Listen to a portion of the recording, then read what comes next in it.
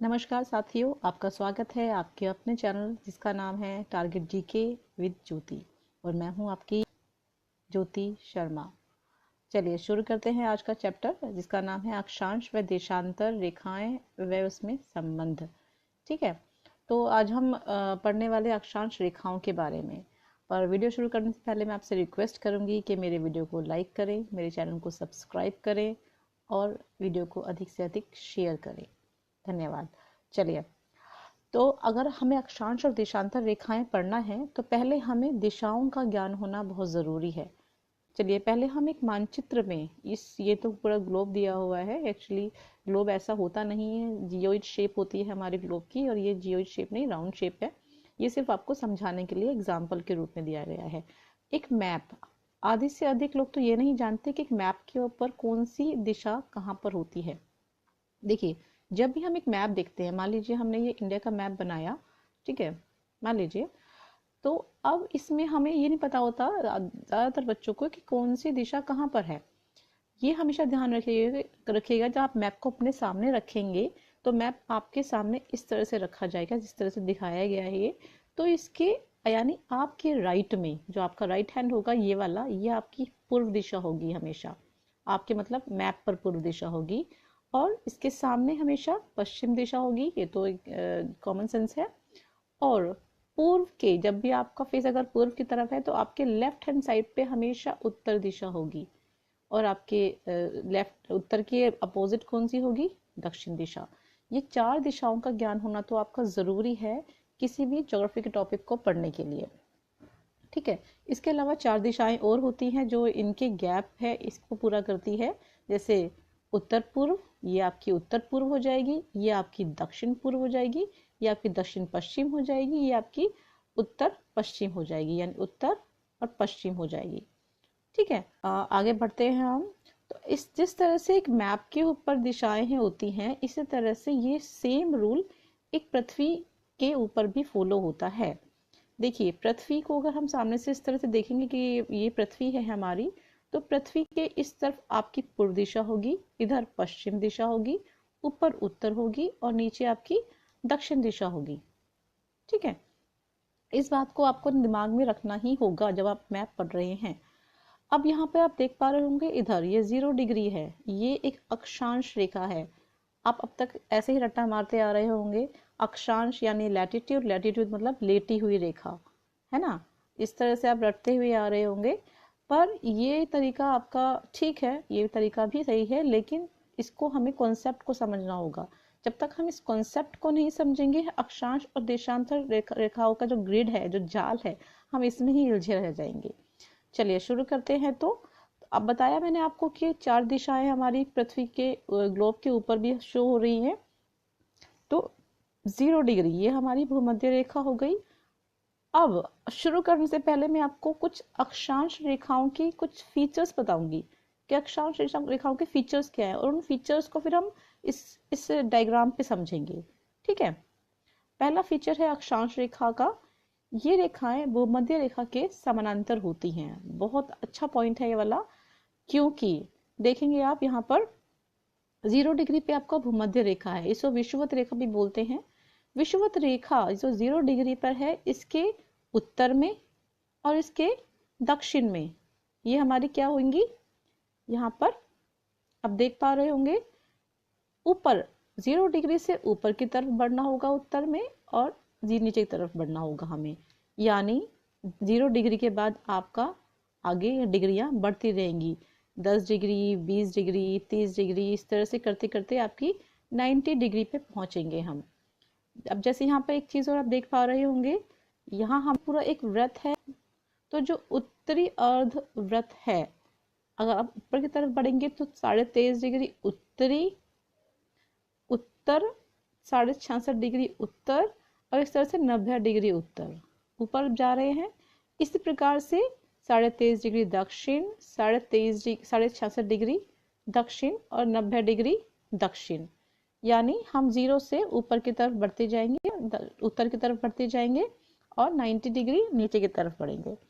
तो इस तरह से हमारी अक्षांश रेखाओं का एक क्रम बनता जाएगा। अब एक बात याद रखिएगा, अक्षांश रेखाएं समानांतर हैं, ये कभी भी एक दूसरे से नहीं मिलेंगी। ये अक्षांश रेखाएं कभी भी एक दूसरे से नहीं मिलेंगी, क्योंकि ये भूमध्य रेखा यहाँ से आई, पीछे जाके पूरी एक राउंड हो गई।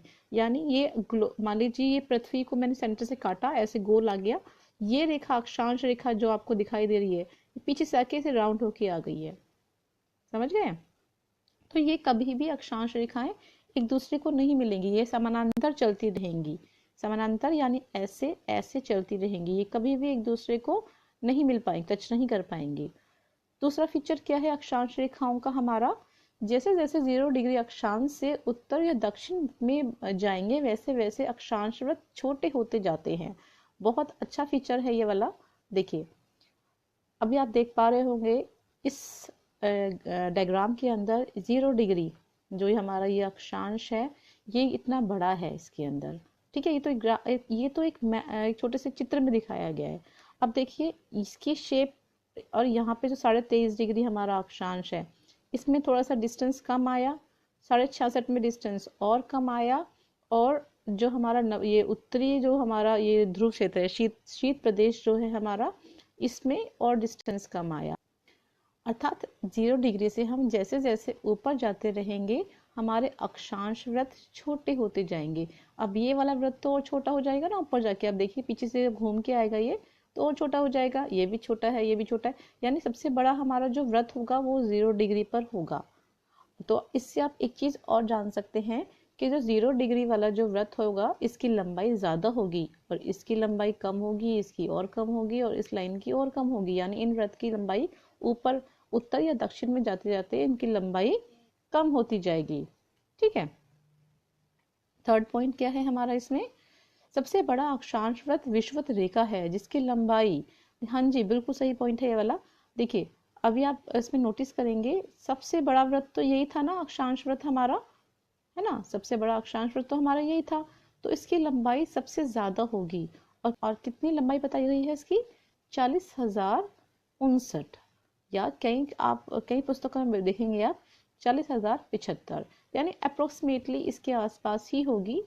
बिल्कुल एग्जैक्ट वैल्यू कि मैं 2-3 पुस्तकें देखी ना, या 2 ही वैल्यू मुझको मैच करती हुई दिखाई दी, तो मैंने वो दोनों वैल्यू रख दी है ताकि एग्जाम में आप कंफ्यूज ना हो। ठीक है, नेक्स्ट है हमारा पॉइंट इसको लेकर, दो अक्षांशों के बीच की धरातलीय दूरी लगभग 111 किलोमीटर होती है। 0.3 या क्या बात 32 भी आ जाता है, कई जगहों पे आप देखेंगे यहाँ पर 111.32 भी लिखा होता है। दूरी कितनी होगी हमारी, यानी 0 डिग्री ये हो गया, और जो दूसरा अक्षांश आएगा 1 डिग्री 2 डिग्री, इस तरह से इनके बीच की जो दूरी होगी वो होगी 111.32 किलोमीटर। ठीक है, ये पॉइंट क्लियर हो गया आपको। नेक्स्ट है, पृथ्वी को 180 डिग्री अक्षांशों में बांटा गया है, परंतु अक्षांश रेखाएं 81 होती हैं। हाँ जी बिल्कुल सही बात है। ये इसका अर्थ है कि जब पृथ्वी को हमने बांटा है तो 0 डिग्री से हमने कब काउंट करना शुरू करा, तो 180 डिग्री होंगी हमारी, यानी 190 ऊपर और 90 नीचे, कितनी हो गई 180। लेकिन जो 0 डिग्री है वो भी तो एक अक्षांश रेखा है, तो इसलिए 181 अक्षांश रेखाएं हैं पूरी। अच्छा, नेक्स्ट आप पढ़ेंगे कि अक्षांश रेखाओं का उद्देश्य क्या है। ठीक है, अक्षांश रेखाओं और देशांतर रेखाओं का उद्देश्य है कि इससे किसी स्थान की जानकारी मिलती है हमें। यानी अगर हम पूरी बात करें, अभी हम आगे पढ़ेंगे जब देशांतर रेखाएं, तब समझाऊंगी आपको मैं कि किस तरह से देशांतर रेखाएं और अक्षांश रेखाएं मिलकर एक ग्रिड का निर्माण करती हैं। ठीक है, और ये ग्रिड जो है इससे हमें एक देश, जिस तरह से घर का एड्रेस होता है ना, एक घर का एड्रेस होता है, इसी तरह से एक देश का एड्रेस भी होता है।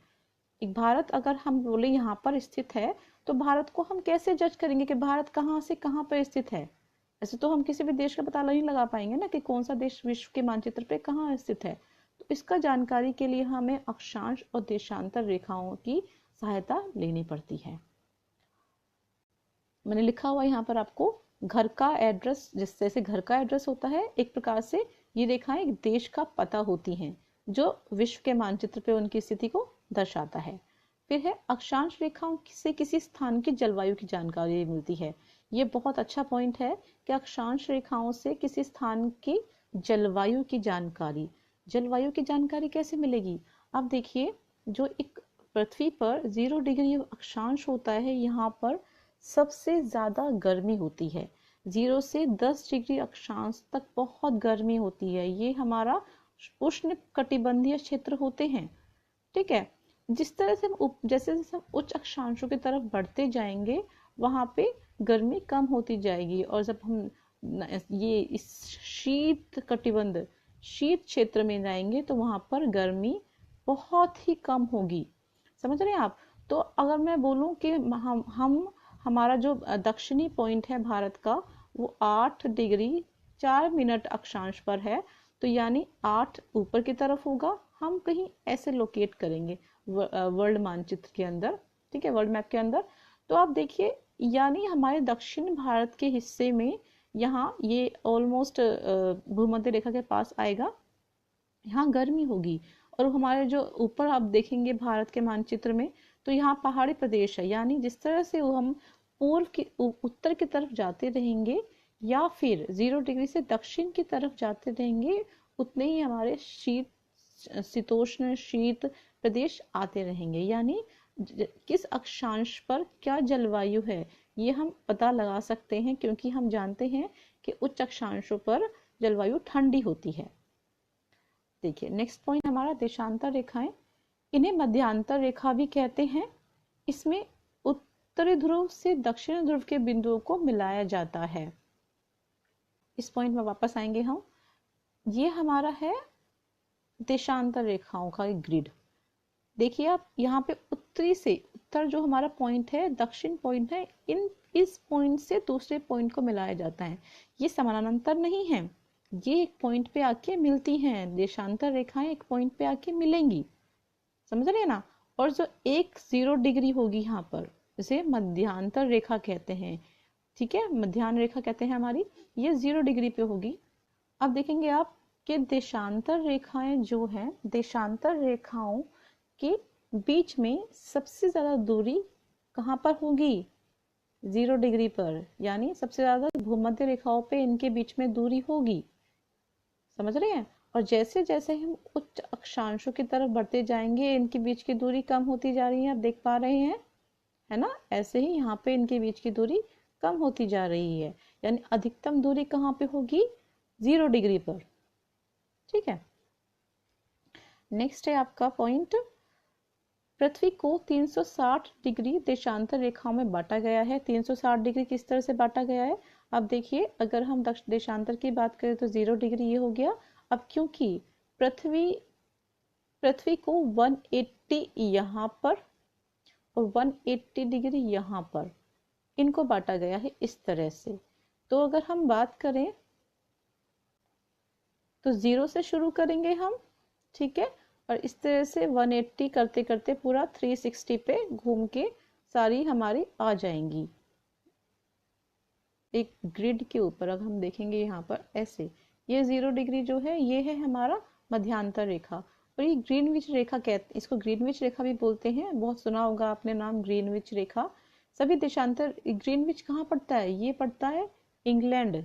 इंग्लैंड में एक जगह है, ठीक है, वहां पर है आपका ग्रीनविच। वहां से है ये एक स्टैंडर्ड टाइम लिया गया है पूरे वर्ल्ड के लिए। सभी देशांतर रेखा की गिनती यहाँ से शुरू होती है, इसलिए इसे प्रधान मध्यांतर रेखा भी कहते हैं। क्या बोलते हैं इसको? प्रधान मध्यांतर रेखा। फिर है एक नोट आपके लिए, क्रोनोमीटर के द्वारा ग्रीनविच समय के साथ साथ किसी भी स्थान का देशांतर जान सकते हैं। देखो, क्रोनोमीटर क्या होता है? इससे ना एक देश की स्थिति कहाँ है, किस देशांतर पे पड़ता है, ये जान सकते हैं। इसका अधिकतर प्रयोग जो नाविक होते हैं वो इसका प्रयोग करते हैं। नेक्स्ट है आपका, अब बहुत काम की चीज मैंने आपके लिए डाली है इसके अंदर, इससे आपको वर्ल्ड मैप में समझना आसान हो जाएगा। देखिए, 0 डिग्री आप देख पा रहे होंगे, ये है प्राइम मेरिडियन लाइन, और यहाँ पर पड़ता है आपका इंग्लैंड। तो ये इंग्लैंड के पास आपका प्राइम मेरिडियन लाइन हो जाएगा। ठीक है, 0 डिग्री यहाँ पे आ गया। 0 डिग्री इक्वेटर हमारा हो गया, ये 0 डिग्री पे हो गया, देख रहे हैं आप। उत्तर में यानी नॉर्थ में 23.5 डिग्री पर ये हमारा ट्रॉपिक ऑफ कैंसर है। ट्रॉपिक ऑफ यानी कैंसर यानी कर्क रेखा। 23.5 डिग्री दक्षिण में ट्रॉपिक ऑफ कैप्रिकॉर्न यानी मकर रेखा है। ठीक है, और 66.5 डिग्री साउथ में आपका है अंटार्कटिक सर्कल, ये रहा आपका, है ना। और 66.5 डिग्री नॉर्थ में है आपका आर्कटिक सर्कल। अक्षांश व देशांतर रेखाओं के जाल को ग्रिड या मैश भी कहते हैं। ये एक बार क्वेश्चन आया हुआ है कि मैश क्या होता है। तो मैश का अर्थ है अक्षांश और देशांतर रेखाओं का जो जाल बनता है पूरा, आपको मैंने पहले भी बताया है, इसमें जो जाल बन रहा है इसको हम क्या बोलते हैं, ग्रिड या मैश। ठीक है, ग्रिड भी बोलते हैं इसको। नेक्स्ट है, किस प्रकार देशांतर रेखाएं समय को प्रभावित करती हैं। पृथ्वी अपनी धुरी पर 24 घंटे में एक चक्कर लगाती है। ये आप सभी जानते हैं कि पृथ्वी चक्कर लगाती है किसका, सूर्य का। ठीक है, अर्थात वो 360 डिग्री घूम जाती है अपने अक्ष पर, है ना। 2 प्रकार की गति होती है, एक होता है घूर्णन। घूर्णन क्या होता है, घूर्णन होता है पृथ्वी का अपने अक्ष पर घूमना, पृथ्वी का अपने ही अक्ष पर घूमना। पृथ्वी अपने अक्ष पर घूम रही है पश्चिम से पूर्व की ओर, तभी तो सूर्य पूर्व से निकलता है। पृथ्वी घूम रही है पश्चिम से पूर्व की ओर, ये पश्चिम था आपका और ये आपका पूर्व था, इस ओर घूम रही है। तो सूर्य क्योंकि इधर है, तो जब हम ऐसे घूम रहे हैं तो हमें लगेगा सूर्य उग रहा है, सूर्य तो पूर्व से उग रहा है ना। हमें इसलिए लगता है कि सूर्य पूर्व से उग रहा है। तो पृथ्वी एक चक्कर में कितने डिग्री पूरी करती है, 360 डिग्री। तो पृथ्वी एक देशांतर तय करने में 4 मिनट का समय लेती है। कितना समय लेती है पृथ्वी, 4 मिनट का समय लेती है एक देशांतर पूरा करने में। पृथ्वी पर ग्रीनविच के पूर्व के स्थानों का समय ग्रीनविच समय से आगे। अब देखिए इनके जो पूर्व के देश हैं, देखिए ये आपका है एक 0 डिग्री पर ग्रीनविच लाइन, इसके पूर्व और पश्चिम, इसके जो पूर्व के स्थान हैं इसका समय आगे होगा, यानी जो ये लाइन है इसके पूर्व के देशों का समय आगे होगा और पश्चिमी के देशों का समय पीछे होगा। समझ रहे हैं आप। जैसे अब आपको एग्जांपल दे देते हैं। दिल्ली मान लीजिए 70 डिग्री पूर्वी देशांतर पर स्थित है। यहाँ देखते हैं, ये देखिए ये 0 डिग्री हो गया हमारा, ये है ग्रीनविच समय। अब हम बात करें 70 डिग्री पूर्व में, अगर हम पूछेंगे 70 डिग्री पूर्व तो कहाँ पे आएगा, पूर्व तो इधर था ना हमारा, तो 70 डिग्री पूर्व हमारा यहाँ पे आ जाएगा। ठीक है, पर दोपहर के यहाँ पर 2 बजे हैं दोपहर की, तो बीजिंग में दोपहर के 4:30 बजे हैं। बताया था आपको मैंने कि ये समय आगे होगा। तो यहाँ बीजिंग में, यहाँ बीजिंग है एक जगह, यहाँ पर चाइना में, यहाँ पे 4:30 बजे हैं। कि बीजिंग किस देशांतर पर स्थित है, क्योंकि 2 बजे हैं तो 4:30 यानी और हमारे पूर्व में ही होगा। देखिए समझते हैं, दिल्ली का समय, पहले तो हम बीजिंग के समय में से दिल्ली का समय को घटाएंगे। देखिए बीजिंग का समय है 4:30, दिल्ली का समय है 2 बजे है, तो कितना अंतर आया, 2.5 घंटे का अंतर आया। 2.5 घंटे मतलब 150 मिनट, 60 मिनट, 60 मिनट और 30 मिनट, तो कितने हो गए, 150 मिनट हमारे पूरे। अब देखिए आगे 150 मिनट को हमें कन्वर्ट करना है देशांतर कि दिल्ली के देशांतर में और बीजिंग के देशांतर में कितना अंतर आ रहा है, कितना आएगा, 1 डिग्री देशांतर। कितने मिनट है, 4 मिनट, कितने मिनट है, 150 मिनट कवर कर रहे हैं इसमें हम। और एक देशांतर कितने का होता है, कितने का डिफरेंस आता है, 4 मिनट का। तो देशांतर में यानी दिल्ली के देशांतर में और बीजिंग के देशांतर में कितना अंतर आया, 37.5 डिग्री 30 मिनट। ये जो आप देखते हैं ना ऊपर एक लाइन, बच्चे बहुत सोचते हैं कि इसको क्या बोलते हैं, ये इसे बोलते हैं मिनट। अब दिल्ली के देशांतर और बीजिंग के देशांतर में जब इतना अंतर आया, यानी दिल्ली में तो 70 डिग्री देशांतर पर है दिल्ली तो, और आगे हम 37 डिग्री और बढ़ेंगे, 37.5 डिग्री और बढ़ेंगे, तो जब जोड़ेंगे इसको हम तो क्या बनेगा, 117 डिग्री देशांतर, 160 यानी 117 डिग्री 30 मिनट पूर्वी देशांतर। यहाँ पे इस बात को बहुत ध्यान रखिएगा, पूर्वी देशांतर, यहाँ पश्चिमी देशांतर नहीं है, पूर्वी देशांतर। उम्मीद करती हूँ आपको मेरा आज का वीडियो पसंद आया होगा। थोड़ा लेंदी हो गया है क्योंकि इसमें बहुत एक्सप्लेन कराना पड़ता है, बहुत समझाना पड़ता है कॉन्सेप्ट को। कुछ चीज़ समझ ना आई हो तो मुझे कमेंट करें, मैं आपको और समझा दूंगी, दोबारा बना दूंगी इसके ऊपर वीडियो। ठीक है, रिक्वेस्ट करूंगी कि मेरे चैनल को लाइक कीजिए और मेरे चैनल को सब्सक्राइब करना तो बिल्कुल ना भूलें। धन्यवाद।